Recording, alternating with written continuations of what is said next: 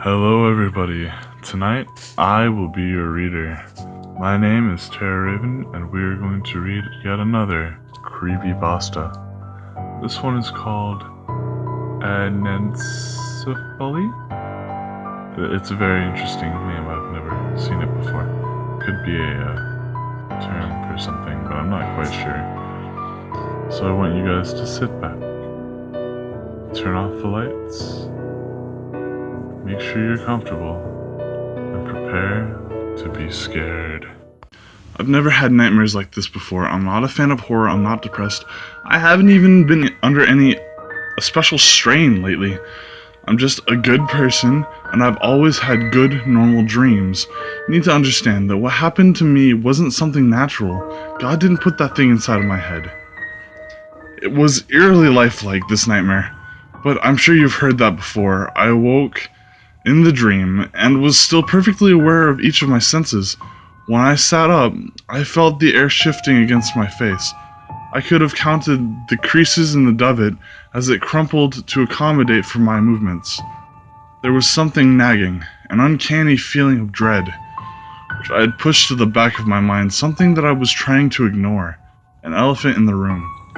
I knew it was there right from the start, but it took me a moment to accept it, to acknowledge the frantic rattling and dull, hollow thuds that were sounding in the bedroom's furthest corner, just out of sight.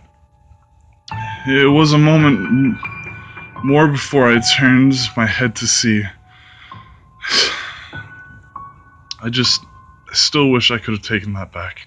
I could tell you that it was something like a spider, but that would be wrong. Structurally, perhaps it was similar, but in its essence, it could not have been more different. It was a mistake, a glitch of nature. It consisted entirely of legs, a twitching, writhing mass of them, all joined together where the pelvis should have been. They were thin, fleshy, and pale white, and much as I tried to ignore it, there was something awfully human-like about them. Its movements were nothing like a spider's. It moved as though it were in agony, like something dying and helpless, unable to control the contractions and spasms that racked its muscles. Aside from its appearance, there was something deeply disturbing about it, because not only did it seem like it was dying, it struck me as having the air, perhaps something to do with the blindness of the way in which it moved, of the not yet born. It reminded me more than anything else of those rare cases of conjoined twins, where these children are fused together at the skull sharing the same brain, except one baby is already dead or dying by the time it leaves the womb. Or it reminds me of the children who are born with their hearts outside of their chests, or half of their bodies gone, like they were never meant to be alive. It was like that, as though the thing had been born dying, and knowing that, was trying to escape from itself, from death assigned to it, by the failures of its own wretched body. It was only a reflection. Truly I was alone in the room, and the creature was nothing more than an image in the glass of the mirror that stood in the corner. But this did nothing to lessen my fear of the thing, because in a heartbeat, I realized what it was doing, where exactly it was trying to escape to. It was throwing itself against the mirror.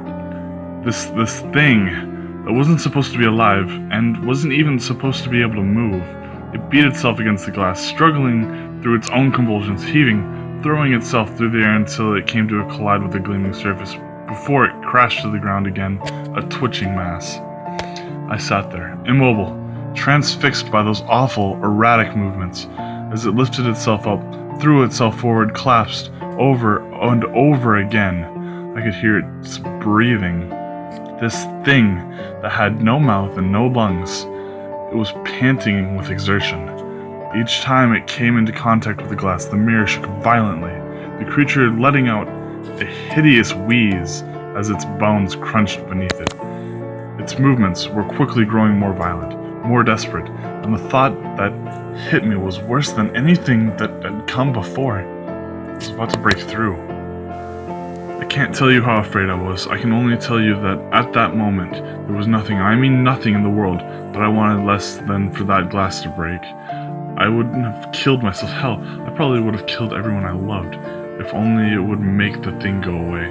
The creature's breathing had mounted, sharpening and warping horribly into a piercing whine, like the sound of a pig screaming. No, it was more like 100 pigs screaming, crying in the burning fires of hell, its legs rotating gruesome and senseless on its fleshy axis of a body. I watched as it raised itself one more, as it heaved its weight forwards, throwing itself against the glass with all of its force, and knowing that this was it. This was the time when it would make it on my side, to our side of the mirror. The blissful ecstasy that flooded my body when I found myself awake, lying in silence and peaceful darkness, was beyond words. The screaming was gone, the relentless rattling had ceased. To know that I was safe, that I would never see that thing find its way onto our side of the mirror, was something that surely can only be appreciated by those who have suffered nightmares like mine. I waited for some time in silence, unmoving, savoring the knowledge that I was safe.